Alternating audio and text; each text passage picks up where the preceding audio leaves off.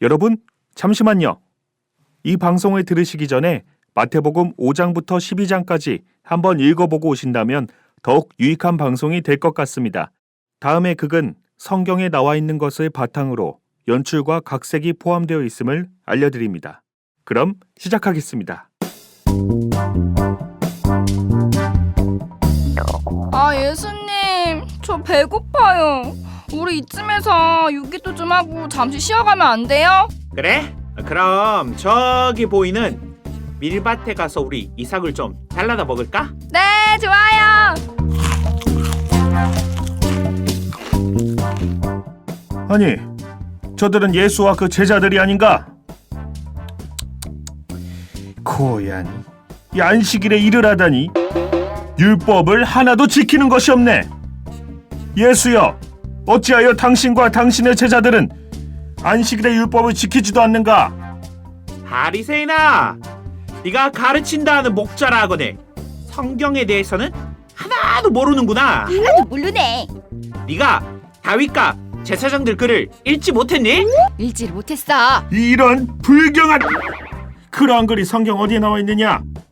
자신이 하나님의 아들이라고 아주 사칭을 하고 다니더니 이제는 성경까지 가감하려고 하네. 에헤이, 나는 자비를 원하고 제사를 원치 아니하노라 하신 뜻을 너희가 알았다면 유대인들을 죄로 이끌지 않았을 것이야. 알았을 것이야. 저 예수라는 자를 어떻게 하면 죽일 수 있을까?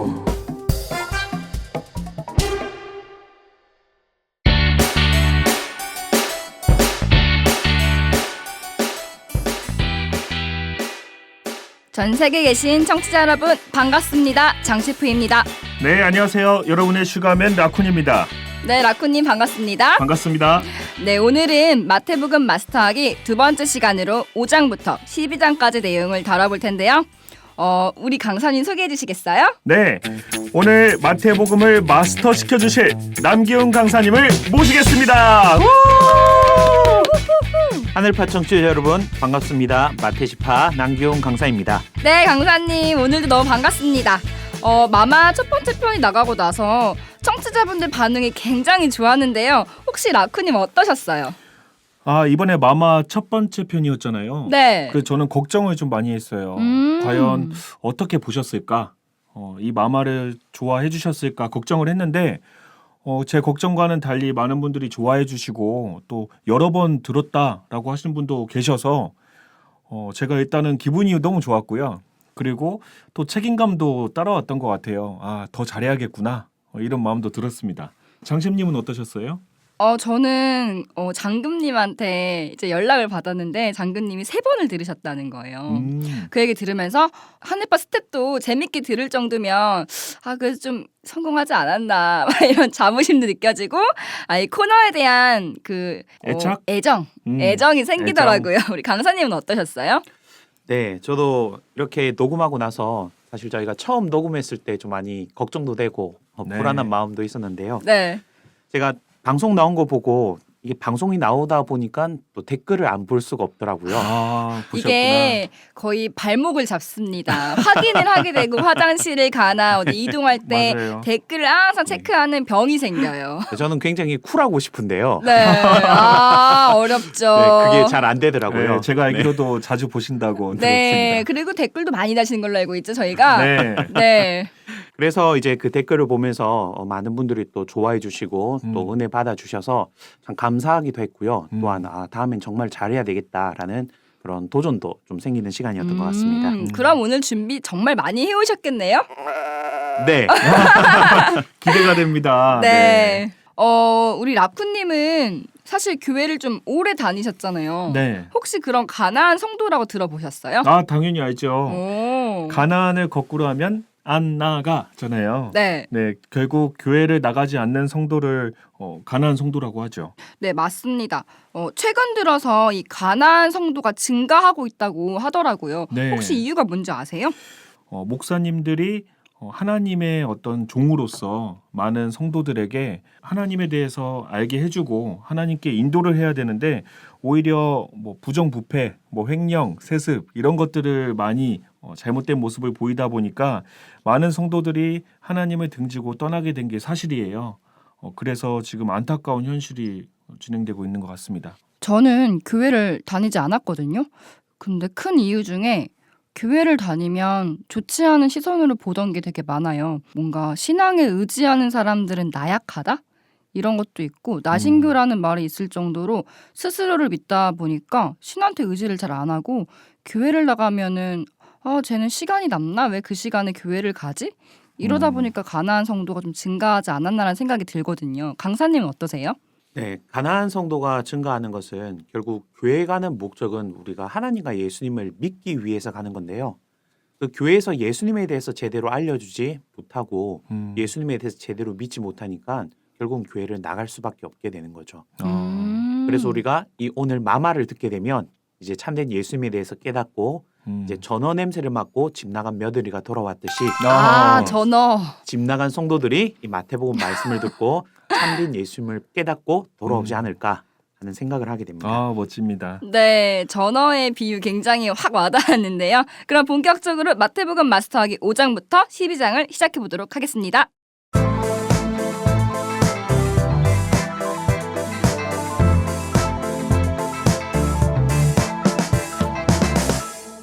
네, 먼저 저희 마태복음 5장에서 7장까지 내용을 보면요.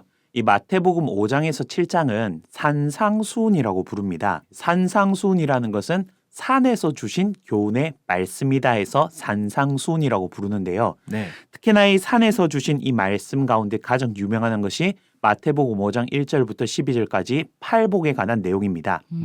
그래서 복 있는 사람은 이런 사람은 복이 있다 이렇게 하시니까 오늘날 기독교인들이 복은 참 좋아하거든요. 네. 그래서 웬만한 교회 달력에 보면 이 팔복의 내용들이 보통은 다 기록이 돼 있을 정도로 굉장히 신앙인들이 많이 알고 좋아하는 말씀입니다. 네. 그런데 우리가 이 산상순이라는 말씀을 그냥 단순히 교훈의 말씀으로 볼 것이 아니라 예수님께서 예수님을 믿는 자들에게 지켜야 될 계명에 대해서 주신 말씀이라는 거죠. 그러면 예수님을 믿는 사람이라면 반드시 이 법을 지켜야지만이 천국에 들어가고 복을 받을 수 있는 것을 예수님께서 알려주신 것이 마태복음 5장에서 7장까지의 내용이 되겠습니다. 네. 그래서 우리 그 가운데 우리 팔복에 대해서 좀 보면요.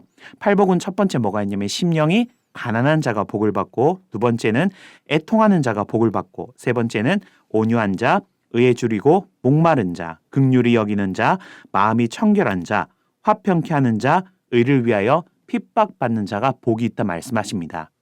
그 가운데 우리가 몇 가지만 보면 심령이 가난한 자는 무슨 뜻일까요? 우리 장심님? 심령이 가난하다. 약간 가을에 천고마비의 계절이라서 책으로 뭔가 영혼을 배부르게 한다라는 말이 있는 것처럼 그냥 뭔가 그런 지식적인 거에 줄여 있다라는 뜻일까요? 심령이 가난하다라는 것은요. 가난한 자는 누군가의 도움이 필요합니다. 그러면 하나님과 예수님을 믿는 사람은 하나님과 예수님의 도우심을 바라고 하나님과 예수님이 안 계시면 살 수 없는 그런 마음을 가진 자가 복을 받는다라는 뜻이죠. 그러면 또 애통하는 자가 복이 있다라고 하는데요. 애통이라는 것은 슬퍼하고 아파하는 겁니다. 네. 어떻게 슬퍼하고 아파하는 사람이 복이 있을까요, 라쿠님? 그러게요. 어떻게 복이 있을까요? 슬퍼하는데. 그러니까요. 무슨 이유 때문에 슬퍼하기 때문에 이게 복이 있는 거 아닐까요? 맞습니다.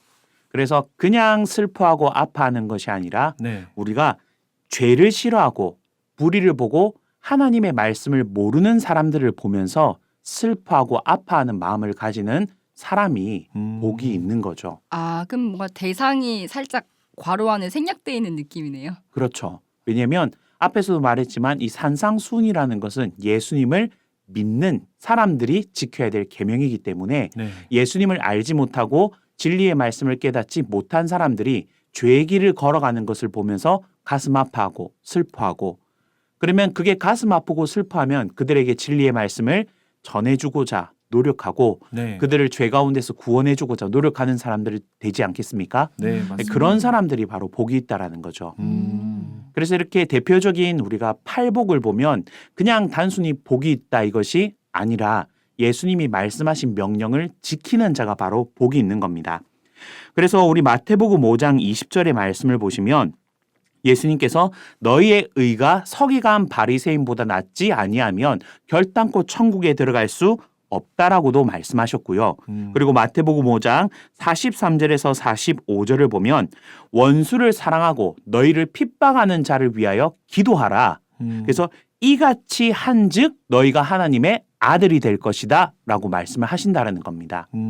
그러면 단순히 하나님 믿습니다, 예수님 믿습니다라고 우리가 하나님의 아들이 될 수 있는 것이 아니라 아니고. 예수님의 명하신 이 명령을 우리가 지키고 준행했을 때 하나님의 아들이 될 수 있다라는 거죠. 그리고 우리 마태복음 6장으로 넘어가 보면 마태복음 6장에서 대표적인 내용은 주기도문이 있습니다. 네. 네. 그래서 마태복음 6장 9절을 보면 예수님께서 너희는 이렇게 기도하라라는 명령입니다. 그러면 우리는 예수님이 명령하셨기 때문에 반드시 이 기도를 해야 되지 않겠습니까? 네. 그렇다면 예수님이 시키는 대로 우리 주기도문 열심히 외워가지고 시도 때도 없이 그냥 주기도문만 막 외운다면 예수님이 시키는 대로 우리 기도를 잘 하는 거겠죠. 아닌가요? 그렇죠. 주기도문은 꼭 해야죠. 네. 그런데 기도라는 것은 왜 하는 것일까요? 바라는 게 있을 때. 맞습니다. 네. 그러면 예수님께서 너희가 이걸 바라고 그리고 이걸 이루어지기를 원하는 마음으로 기도하라라고 시켰지 그냥 단순히 주기도문을 외워서 하라는 뜻은 아니지 않겠습니까? 아. 그러면 우리가 주기도문을 하는 신앙인이라면 물론 오늘날 모든 신앙인들이 예수님을 믿으면 다 주기도문 정도는 할 겁니다. 네. 그런데 그것을 그냥 외워서 예수님이 시켰으니까 뜻도 모르고 그냥 하는 것인지 아니면 진짜 예수님께서 명하신 대로 이 기도가 이루어지기를 바라고 하는 것인지 우리가 그것을 알아봐야 된다라는 거죠. 네. 그래서 진짜 예수님의 계명을 지키는 사람은 주기도문의 뜻이 무엇인지 알고 그것을 지켜 행하는 사람이 예수님의 명령을 지켜 행하는 사람이라는 것을 알 수 있습니다. 그래서 어떤 한 특정 교단이 있는데요. 그 특정 교단에서는 주기도문을 인정하는데 하지는 않는 교단이 있습니다. 인정은 하지만 그 기도문을 하지 않아요? 네. 왜 안 할까요? 그들은 이제 침례회라고 부르는 교단인데요. 흔히 우리가 구원파라고 말하는 곳이 있습니다. 네. 아. 그 구원파에서는 예수님께서 말씀하셨기 때문에 주기도문의 내용은 인정은 합니다. 그런데 이미 자기들은 죄사함 받은 사람들이기 때문에 우리가 우리의 죄를 사하여 준 것 같이 우리의 죄를 사하여 주옵시고로 하는 구절이 들어있기 때문에 이걸 하지 않는다라는 거죠. 아, 우리랑 해당이 안 된다는 거죠? 그렇죠. 우리는 이미 죄사함을 받았기 때문에 네. 우리는 이 기도를 할 필요가 없다. 없다. 그런데 이 기도는 예수님께서 명하신 기도는 맞지만 우리는 하지 않는다라는 거죠. 그런데 분명히 예수님께서는 앞에서 뭐라 했냐? 너희는 이렇게 기도하라라고 명하셨다라는 겁니다. 네. 그럼 예수님께서는 명하셨는데 우리가 하지 않는다라면 우리는 그 법을 지키지 않는 거죠. 것이 되겠죠. 그런데 또 이렇게 말씀드리면 그럼 우리는 하고 있으니까 괜찮겠다라고 네. 하지만 그냥 단순히 한다는 것이 아니라 주기도문이 어떻게 이루어지기를 아는 사람들이 이루어지기를 바라는 마음으로 그 기도를 해야 예수님의 명령을 지켜 준행하는 사람이 되는 겁니다.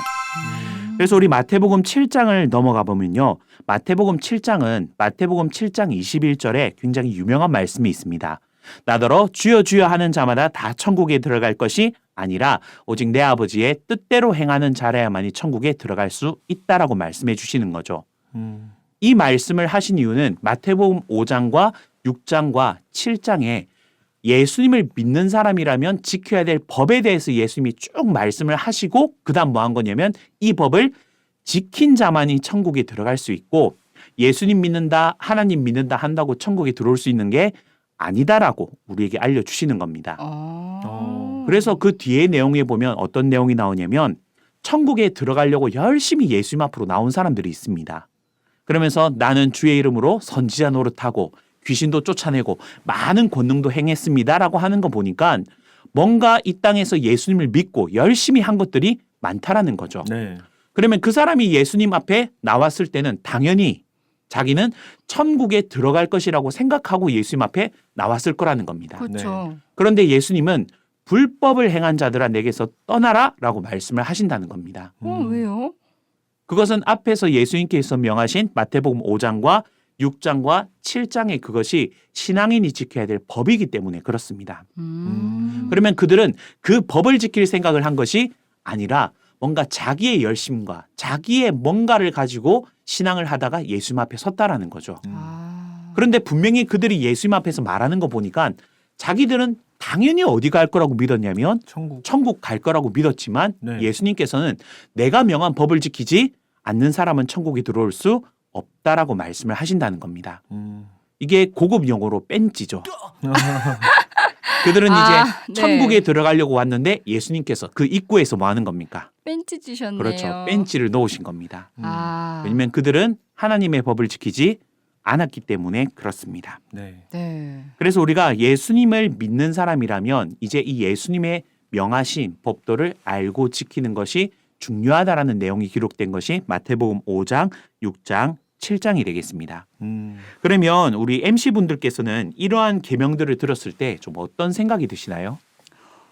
저 같은 경우에는 계명을 들어보니까 심령이 가난한 자가 복이 있고 원수를 사랑하고 또 그를 위해서 기도해 주는 게 복이 있다고 하는데 사실 좀 이걸 내가 다 지킬 수 있을까? 계명이 너무 많지 않나? 원래 그냥 복을 주시는 건 줄 알았는데 조건부로 복을 주시는구나라고 좀 부담이 생기는 것 같아요. 라쿠님은요? 네, 저도 똑같이 지키기 진짜 어려울 것 같아요. 사실 알고는 있었는데 오늘 이렇게 다시 보니까 이것을 하나하나 내가 지킬 수 있을까? 만약에 내가 다 지키려면 어떻게 해야 될까 생각하니까 부담이 되는 거예요. 근데 아무래도 우린 신앙인이니까 계속 노력하고 계속 마음에 품고 있으면 또 지켜지지 않을까라는 생각도 드는데요. 근데 저는 사실 이 마태복음 5장에서 가장 기억에 남는 것이 28절이 기억에 남습니다.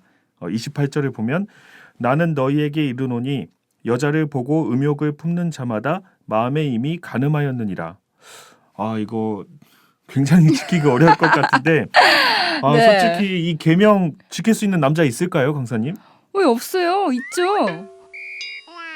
역시 라쿠님 남자다. 와. 저 솔직한 남자입니다. 그러게요. 네.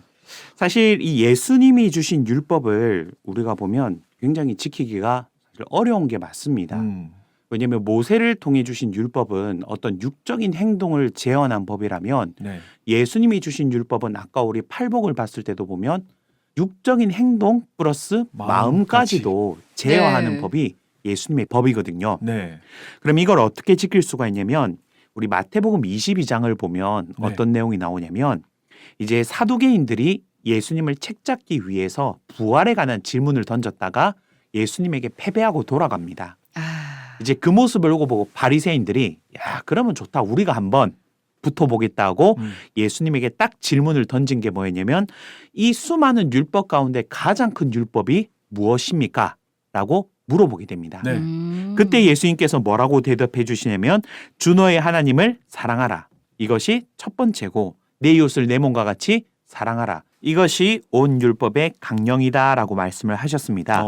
강령이라는 것은 네. 기본이 되는 큰 줄거리 그러니까 가장 핵심적인 내용이라는 거죠. 그래서 우리가 법이 있으면 네. 우리가 법을 지키는 것에 이렇게 너무 좀 매이는 것 같은데 법이라는 것이 생긴 이유가 뭘까요? 사람들이 자꾸 못된 짓을 하니까? 못된 짓을 하니까 네. 그런 것도 있지만 하나님께서 이제 이것을 법의 온 율법의 강령이다라고 하신 이유는 하나님이 정하신 법을 통해서 하나님을 사랑하게 하고 이웃을 사랑하게 만드는 목적을 가지고 하나님은 법을 만드셨다라는 거죠. 완전 생각지 못한 이유네요. 예를 들면 우리가 도로교통법이 있습니다. 네. 그 도로교통법은 벌금을 뜯어내려고 만든 게 아니죠. 맞지 사고 않아요? 안 나게 맞잖아요. 요즘 느낌적 느낌은 네, 느낌은 그건데 연말마다 네. 구청에서 네. 꼭 세금을 걷기 위한 법처럼 느껴지기도 하는데요. 네. 그 기본적으로 도로교통법은 사람의 안전을 지키기 그렇죠. 위해서 만든 거죠. 네. 그래서 우리가 법을 지킴으로써 결국은 이 사람들을 안전하게 보호하는 게 목적 아니겠습니까? 네, 맞습니다. 그러면 법을 하나하나 지키는 것보다 뭐가 더 중요하냐면 사람이 안전한 게 가장 중요한 중요하죠. 거죠. 그러면 하나님도 우리에게 율법을 주시기도 하고 그리고 예수님을 통해서 이런 법을 주셨을 때 결국은 하나님을 사랑하게 하고 그리고 이웃을 사랑하게 하기 위한 법으로 우리에게 세워주셨다라는 거죠. 그럼 우리가 그 법의 근본 정신을 깨닫고 우리가 하나님을 사랑하고 이웃을 사랑하는 마음을 가지면 이 법을 지킬 수 있다라는 거죠. 그게 가장 큰 목적이고 핵심이기 때문에 내 하나님을 사랑하고 내 이웃을 내 몸과 같이 사랑하는 마음이 들었을 때는 이것이 부담이 안 된다는 거죠. 그렇죠. 그래서 로마서 13장 8절에서 10절 말씀을 보면요. 이웃을 사랑하는 자가 어떻게 이웃에게 악을 행하겠느냐. 그래서 사랑은 율법의 완성이다라고 말씀을 하신다라는 거죠. 그래서 하나님이 정하신 그 법도대로 우리가 이웃을 사랑한다라면 정말 내 가족처럼 하나님 안에서 내 식구처럼 그 여긴다라면 우리가 음행을 품고 뭐 도적질하거나 악을 행하는 그러한 일을 하지 않을 거라는 거죠. 아멘.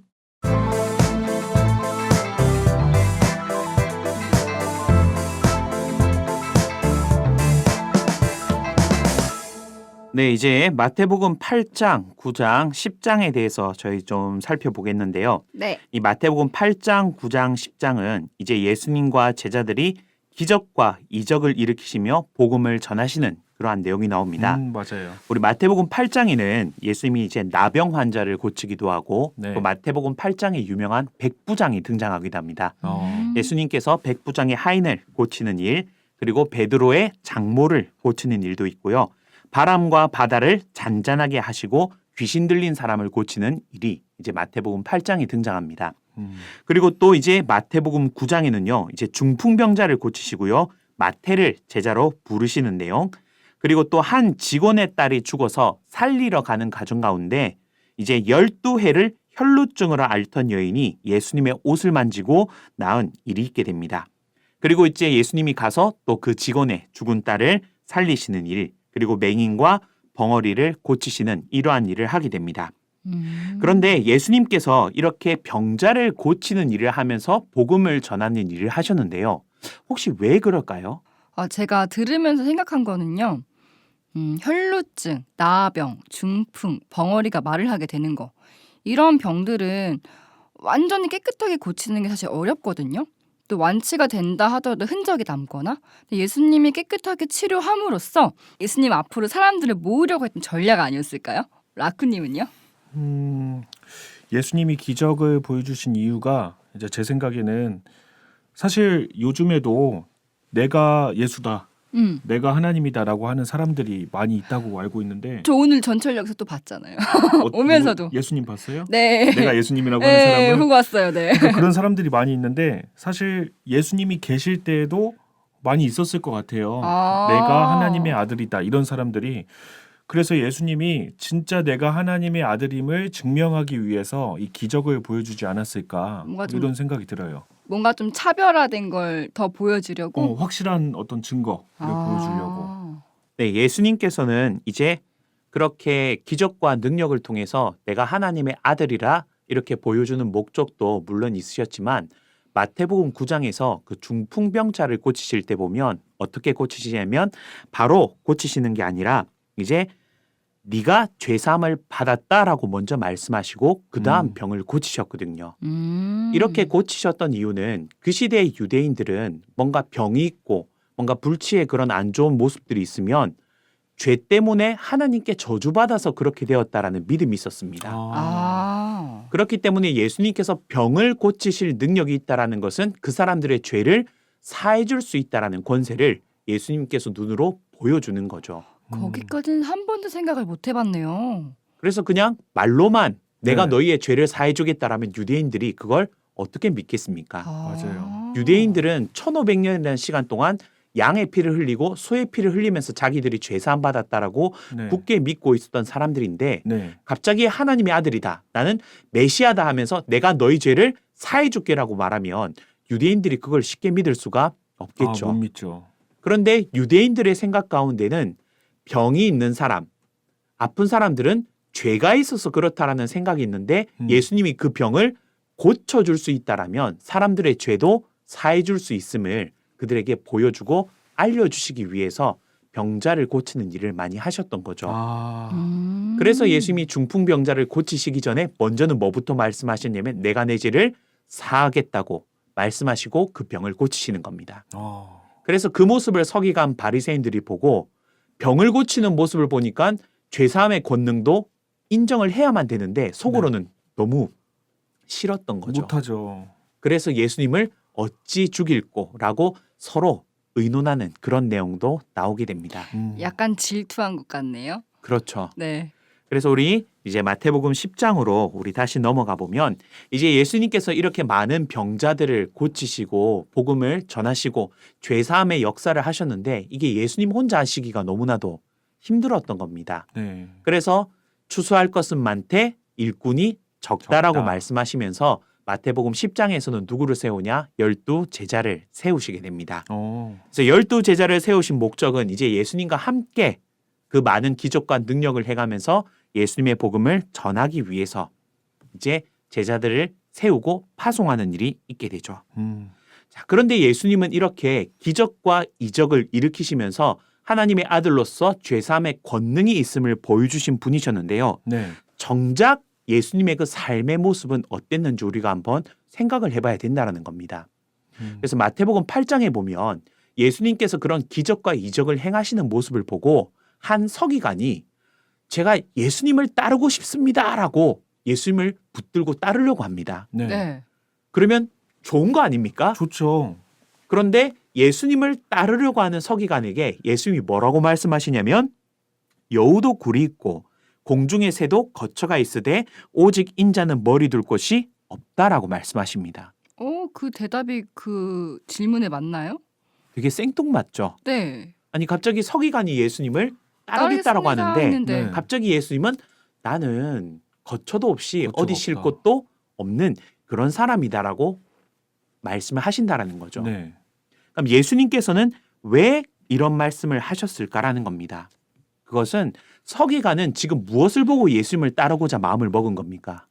기적이랑 이적들을 그렇죠. 보고 기적과 이적과 능력을 보고 예수님을 따르고자 마음을 먹었지만 네. 예수님을 따른다라는 것의 현실은 그렇지가 않다라는 거죠. 음. 그래서 예수님을 따르기 위해서는 어떠한 어려움도 감수하는 사람들, 정말 예수님이 못 먹고 못 살고 힘들고 그것을 예수님과 함께 할 수 있는 사람들만이 예수님을 따를 수 있었기 때문에 네. 야, 너 나 따라와도 지금 기적과 능력 이적 보지. 이거 보면서 뭔가 많은 걸 얻을 것 같지만 실제로 나를 따르면 너 집도 절도 없이 그렇게 복음 전하는 일을 해야 될 거다. 너 그래도 따라올 수 있겠냐라고 물어보는 겁니다. 되게 큰 의미가 담겨 있는 말이었네요. 그렇죠. 네. 그래서 예수님이 12 제자들을 부를 때도 네가 가진 것을 다 버리고 나를 쫓으라 하셨던 거죠. 그러면 자기가 가진 것을 다 버려야만 누구를 쫓아갈 수 있었던 겁니까? 예수님을요. 예수님을 쫓아갈 수 있었다라는 겁니다. 그런데 그렇게 2000년 전의 제자들은 모든 걸 다 버리고 예수님과 함께 그 고난과 고생의 길을 같이 갔는데 네. 그러면 오늘날 우리 신앙인들은 어떤 예수님을 믿고 있냐 이거죠. 그냥 예수님 믿으면 구원 그리고 복 주시는 분 나를 위해 피 흘려주신 분 이런 걸 많이 생각하지 않나요? 그렇죠. 오늘날 그 교회 다니시는 분들이 이제 전도를 할 때 보통 딱 뭐라고 전도하시면 예수 믿고 복 받읍시다라고 합니다. 네. 맞아요. 왜냐하면 예수님은 기적과 능력과 이적을 행해 줄 수 있으신 분이기 때문에 네. 우리의 어려움과 힘듦을 내 힘으로 할 수 없는 것들을 예수님은 다 해줄 수 해결해 있다. 주실 거라고 그렇게 예수님을 믿고 있다라는 거죠. 네. 그래서 예수님은 이적과 능력을 행하실 수 있는 분이었지만 그것을 자기 자신을 위해 단 한 번도 쓴 적은 없습니다. 오직 하나님의 복음을 전하고 하나님의 뜻을 이루는 일에 그 기적과 능력을 썼지만 오늘날 신앙인들이 바라는 예수님은 그 기적과 이적과 능력을 자기에게 사용되어지기를 바란다라는 거죠. 굉장히 이기적이네요. 네. 그렇죠. 그래서 이 서기관이 그걸 보고 오늘날 신앙인처럼 그런 마음을 가지지 않았을까 우리가 생각해 볼 수 있다라는 겁니다. 네. 와, 예수님을 따르면 저런 기적과 이적과 능력이 나에게도 이루어질 거야. 라는 마음으로 예수님, 제가 예수님 따라가겠습니다. 하니까 예수님은 오히려 너 나 따라가면 고생인데 나 따라올 수 있겠냐? 라고 물어보신다는 거죠. 그럼 오늘날 우리가 예수님을 믿는 신앙인이라면 예수님과 함께 고생을 하고 예수님과 함께 어려움을 당해야 그게 진짜 예수님을 따라가는 신앙 아니겠습니까? 감당할 수 있겠냐? 그렇죠. 그런데 문제는 오늘날 신앙인들은 뭔가 신앙을 하면서 힘든가 어려움이 생기면 그것은 뭔가 이상하다 생각을 하는 거죠. 예수님, 내가 예수님을 믿었는데 왜 힘듭니까? 예수님, 내가 이걸 이루어 달라고 기도했는데 예수님은 왜 안 이루어 주십니까? 그러니까 내가 잘 되려고 예수님을 믿었는데 잘 안 되면 이제 이상한 거죠. 그렇죠. 네, 그래서 가나안 성도 되는 분들 많은 것 같아요. 예수님한테 복 받으려고 갔는데 복을 못 복이 받았어. 없어. 그러니까 나 신이 없나 봐. 이렇게 안 나가시는 분들 많이 본 것 같아요. 그렇죠. 그래서 예수님은 처음부터 우리에 대해 복 줄게라고 부르신 분이 아니라 아니요. 우리 같이 고생해서 하나님의 뜻을 이루어 가자. 그래서 지금 하나님의 뜻을 이루는 게 더 중요하지 않겠냐. 그래서 지금 함께 우리가 고생을 하자라고 우리를 부르신다라는 겁니다. 그래서 예수님이 제자들을 부르고 제자들을 파송할 때도 뭐라고 말씀하시냐면 양을 이리 가운데 보낸과 같다라고 말씀을 하십니다. 그러면 제자들도 예수님을 따르기 때문에 함께 고생과 고난을 받는다라는 거죠. 네. 그럼 오늘날 우리가 뭔가 잘 되고 복되고 이런 것이 아니라 진짜 참된 예수님을 믿고 따라가고 있는지 한번 우리의 신앙의 점검이 필요하다라는 겁니다. 네. 근데 저는 강사님 설명 들으면서 살짝 궁금해진 게 있는데 예수님이 되게 고생하셨다고 하셨잖아요. 근데 사실 하나님의 아들인데 그렇게 고생하고 또 가난한 자들이랑 어울리고 일부러 그렇게 힘든 삶을 사실 필요가 있었을까요? 네, 이제 예수님이 고난 받으신 이유는요. 우리가 두 가지로 볼 수 있는데요. 첫 번째는 뭐냐면 구약에 예수님이 고난 받을 것이라고 예언이 되어 있었습니다. 이사야서 53장 말씀에 보면 이제 예수님은 강고를 많이 겪었고 우리의 질고를 지고 슬픔을 당했다라는 표현이 있습니다. 네. 간고라는 것은 가난의 고통을 많이 당했고 질고라는 것은 질병의 고통을 당했다라는 거죠. 네. 그래서 예수님은 병자를 일으키실 능력이 있었지만 정작 본인은 질병의 고통을 당하셨다라는 겁니다. 그런가요? 네. 저는 하나님이 아들이기 때문에 예수님 십자가의 고통도 별로 없으셨을 거라 생각했었는데. 예수님은 그런 분이 아니라는 거죠. 그러면 예수님은 왜 이 땅에 오셔서 그렇게 가난의 고통과 질병의 고통을 많이 받으셨냐면 히브리서 2장 18절 말씀에 보면 자기가 시험을 받아 고난을 당하셨은즉 시험 받는 자들을 능히 도우시느니라 라는 말씀이 있습니다. 그러니까 예수님께서 이 땅에 우리와 똑같은 육체를 입고 오셔서 많은 어려움과 힘듦을 다 겪어보셨기 때문에 오늘날 정말 하나님의 역사를 이루기 위해서 예수님을 참되게 믿는 사람들이 힘듦과 어려움을 당할 때 예수님은 그 힘듦과 어려움이 이해를 한다는 거죠. 그래 연약한 육신이 있으면 저게 많이 힘들 거야. 그래 연약한 육신을 가지고 있으면 저게 많이 어려울 거야 라고 예수님이 그것을 이해를 하신다는 겁니다. 같은 입장이니까. 그렇죠. 그래서 우리를 뭐 해주실 수 있냐? 도와주실 수 있다라는 거죠. 그래서 예수님을 중보라는 표현을 쓰기도 합니다. 하나님과 사람 사이에서 서로 중지하는 역할을 예수님이 하실 수 있는 이유가 예수님은 영으로는 하나님의 아들로서 존재하시고 육으로는 우리와 똑같은 고난을 받으셨기 때문에 그렇게 하실 수 있다라는 거죠. 또 그런 중보자의 입장이 되기 위해서라도 예수님은 고난이 필요했던 겁니다. 그리고 우리가 두 번째 이유를 생각하면 예수님은 이 세상에서 평안함과 안식을 누리지 못한 이유는 뭐냐면 이 세상은 사단의 것이었기 때문에 그렇죠. 네. 하나님의 아들로서 사단에게서 이 세상을 빼앗아 와야 되는 예수님이 이 세상에서 편안함과 부귀영화를 누리고 있다라면요. 되찾아오는 게 어떨까요? 그러면 사단과 하나가 될 수 있는. 그렇죠. 네, 사단에게 잡히는 게 될 수도 있고. 이건 뭔가 예수님이 오신 목적이 아니다라는 겁니다. 그렇죠. 예를 하나 들면 저희가 이제 뼈의 장국집을 하고 있는데 네. 갑자기 길 건너에 뼈의 장국집이 또 생긴 거예요. 그러니까 이제 사람들이 쫙 거기로 가고 있습니다. 그러면 그 집 주인의 아들이라면 뭐부터 해야 되겠습니까? 방해? 우리 집 더 맛있게 해야죠. 우리 집에 손님 올 수 못 있게. 가게 그렇죠. 방해. 방해. 네, 너무 저다운 발상이었나요? 네. 네, 물론 방해하는 것도 좋겠지만 빨리 집을 도와서 손님들이 다시 우리 집으로 올 수 있도록 만드는 일을 해야 되지 네, 않겠습니까? 노력해야죠. 그런데 그 아들이 와, 저 옆집에 맛있다더라 하면서 그 집에 가서 뼈해장국을 먹고 있으면요. 불효자? 그렇죠. 네. 불효자가 되는 겁니다. 네. 그래서 이 세상은 원래 하나님의 것이었는데 사단 마귀에게 빼앗겨 버렸습니다. 그래서 예수님은 사단 마귀에게서 이 세상을 되찾고자 오셨는데 세상에서 안식과 평안을 누리고 있으면 이것은 하나님의 아들로서의 모습이 아니지 않겠습니까? 네. 어떤 사람이 고난받는 거 좋아하고 어떤 사람이 힘든 거 좋아하겠습니까? 그거는 하나님도 싫어하십니다. 그래서 하나님도 안식을 해야 되는데 지금은 안식할 때가 아니라 사단에게서 모든 것을 되찾아올 때이기 때문에 수고와 노력을 하고 계신다라는 거죠. 그래서 예수님은 사단이 주관하는 세상에서의 안식을 누리는 것이 아니라 자기의 생명을 바쳐서라도 하나님의 역사를 되찾아오는 일을 하셔야 되었기 때문에 이 세상에서 고난과 어려움을 당할 수밖에 없다라는 겁니다. 제가 이 현실에 대입을 해보면 되게 높으신 분이 모든 걸 누리면서 부귀영화를 누리면서 편하게 살 수도 있는데 그 낮은 자들과 함께 같이 고생도 하고 경험도 해보고 여러 가지를 같이 나누는 그런 입장인 것 같아요. 그러면 제가 봤을 때도 너무 존경스럽고 너무 멋진 분이 아닐까 그런 생각이 듭니다.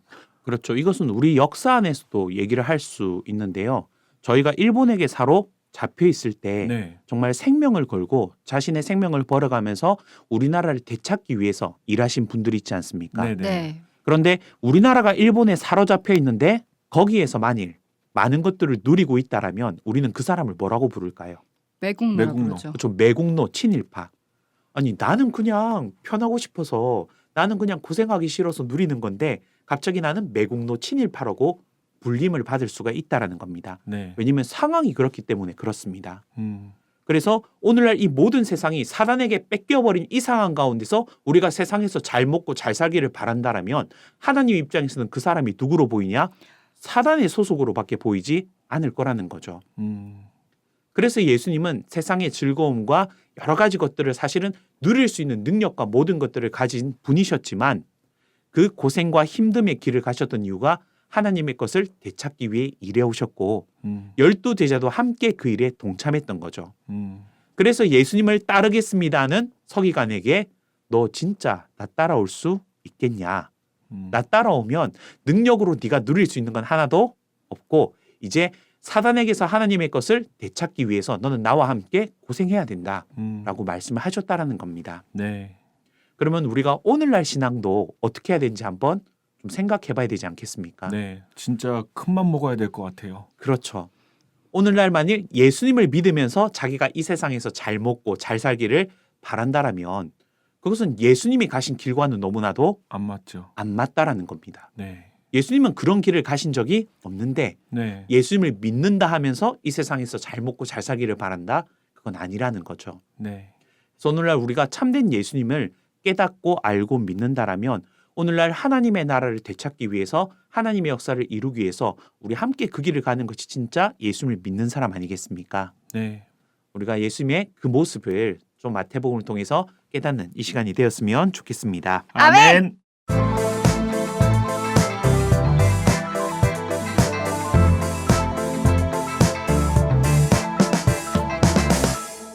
네, 이제 저희 마태복음 11장과 우리 12장을 좀 살펴볼 텐데요. 우리 마태복음 11장은 이제 예수님을 믿지 못하고 의심하는 세례 요한에 대해서 나오고요.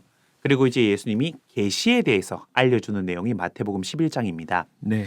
그래서 이 계시가 중요한 이유는 계시를 받은 자만이 하나님을 알 수 있다라고 예수님께서 말씀하십니다.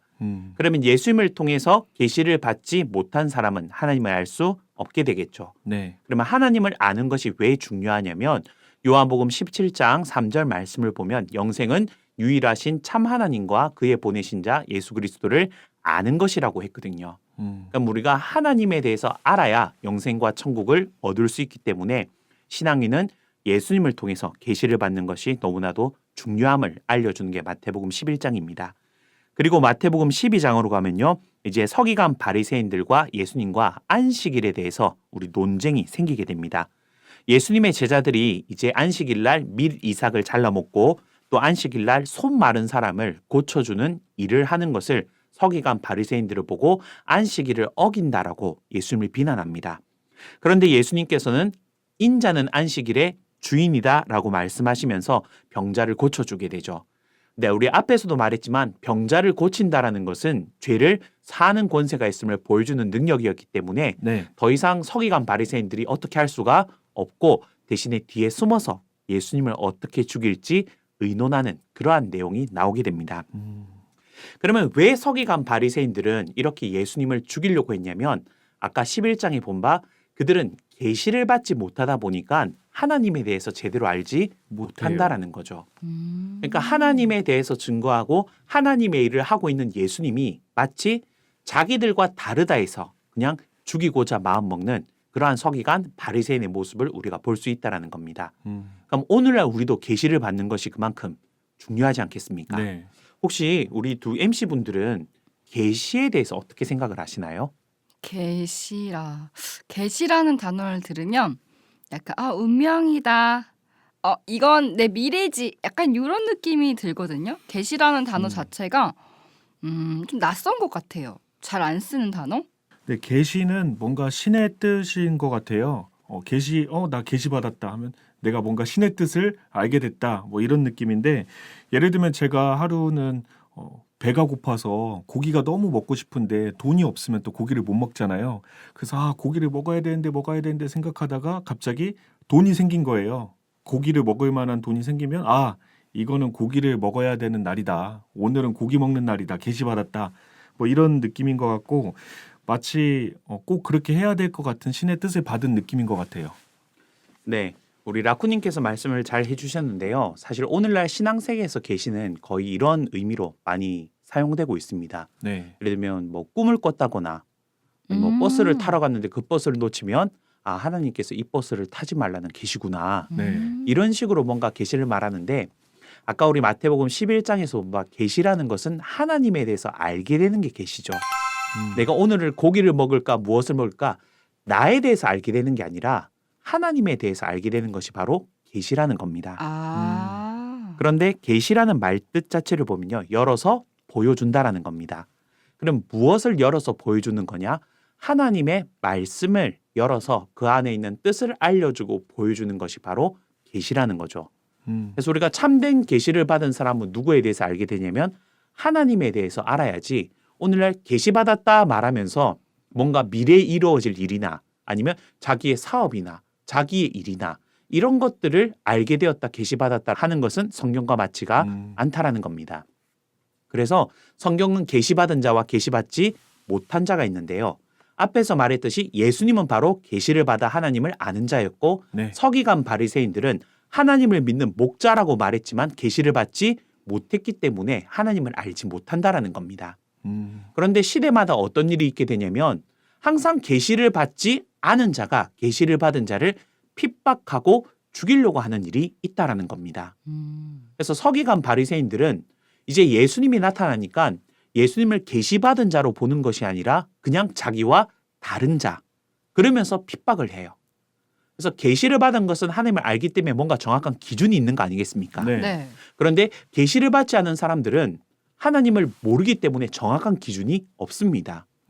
초림 때 서기관 바리새인들이 세리 요한이 왔을 때도 세리 요한을 이단이라고 핍박을 합니다. 네. 그런데 세리 요한을 어떻게 핍박했냐면 세리 요한이 굉장히 검소하고 뭔가를 먹지를 않았거든요. 네. 그러니까 저는 귀신 들려서 먹지 않는 자다라고 비방을 합니다. 안 먹는 걸로요? 네. 아. 그런데 예수님이 오셔서는 이제 포도주도 드시고 제자들과 함께 아까 보니까 미리삭도 잘라 먹고 하지 않습니까? 네. 네, 저희 함께 네. 드셨잖아요. 네. 그런데 또 그런 모습을 보고 뭐라 말하냐면 포도주를 즐기고 먹는 걸 탐하는 자다. 이렇게 욕을 합니다. 뭐 이것도 저것도 다 뭐 기준이 책 없네요. 잡네요. 그냥. 네. 세리 요한은 먹지 않는다고 비방하고 네. 예수님은 먹는다고 비방하고 네. 그럼 기준이 뭐냐 이거죠. 음. 그래서 그 기준이 없이 그냥 자기와 다르면 무조건 뭐하냐 핍박하고 저주하는 그러한 모습이 있다라는 겁니다. 왜냐하면 알지 못하기 때문에.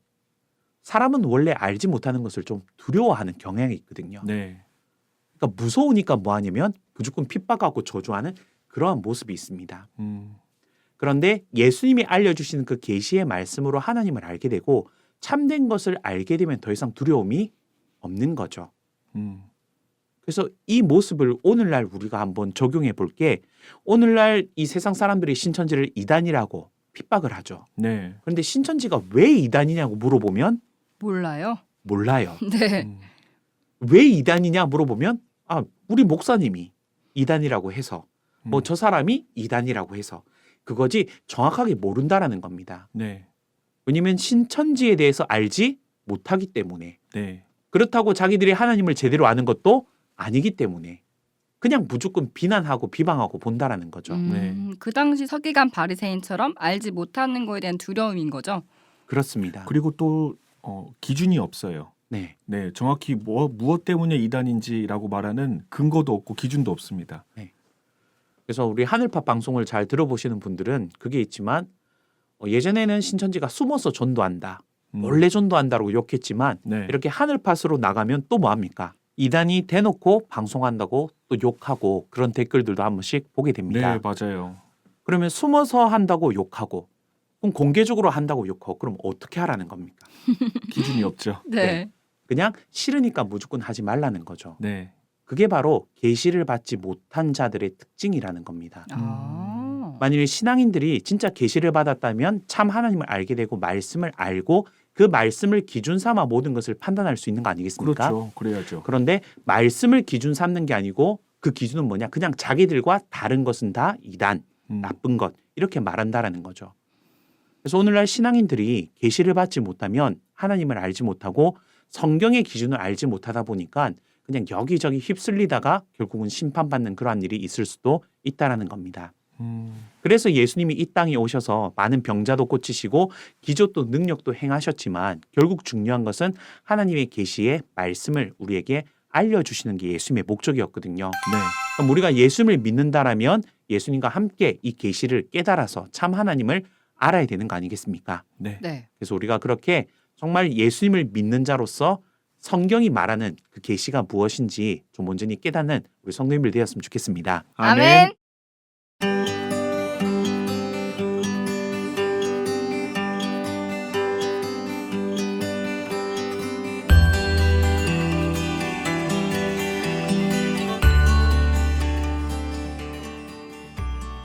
네, 오늘은 5장부터 12장까지 대해서 배워봤는데요. 예수님의 모습이 어떤 것 같아요? 이전에 혹시 라쿠님이 알고 있던 모습과 지금 알게 된 예수님의 모습과 같나요? 다른 것 같아요. 저는 제가 예전에 알고 있던 예수님은 나를 도와주셔야 되는 분, 내가 구했을 때 응답해 주시고 내가 필요할 때 내가 필요한 걸 채워주셔야 되는 분으로 알고 있었는데 네. 지금 이렇게 강사님 통해서 마태복음 5장에서 12장까지 배워보니까 이제는 내가 예수님을 따라가야 되는구나. 내가 바라는 게 아니라 내가 그 길을 함께 가야 되는구나. 이렇게 바뀌었습니다. 고생길이 열렸죠? 네. 네, 저는요. 제가 알고 있던 예수님은 명화나 또 아니면 작품 이런 데서 거룩하게 빛과 함께 양들을 모으시면서 네. 멋있는 예수님의 그런 모습들만 알고 있었거든요. 네네. 근데 오늘 예수님이 조금 괴짜 같다라는 생각이 들기도 했고요. 내가 생각한 것만큼이나 거룩한 모습이 아니라 오히려 낮은 자들, 아픈 자들을 위해서 같은 모습으로 오셨기 때문에 좀 친근하다라는 느낌이 들었던 것 같아요. 마태복음 마스터하기를 들으시는 분들도 내가 알고 있던 예수님의 모습이 있었을 텐데 그게 진짜 성경적인가, 성경적이지 아니한가 마태복음 마스터하기를 통해서 확인해 가시면 좋을 것 같습니다. 네, 오늘 마태복음 마스터하기는 여기까지입니다. 우리 청취자분들께서도 오늘 배운 내용에 대해서 묵상해 보시고 느낀 점을 댓글로 달아주시면 좋을 것 같습니다. 강사님, 다음 마태복음 마스터하기는 어디죠? 네, 다음 마태복음 마스터하기는 13장부터 17장까지입니다. 청취하시기 전에 꼭 한번 한 장 한 장 꼼꼼히 읽어보고 청취하시면 더욱 좋을 것 같습니다. 그럼 안녕!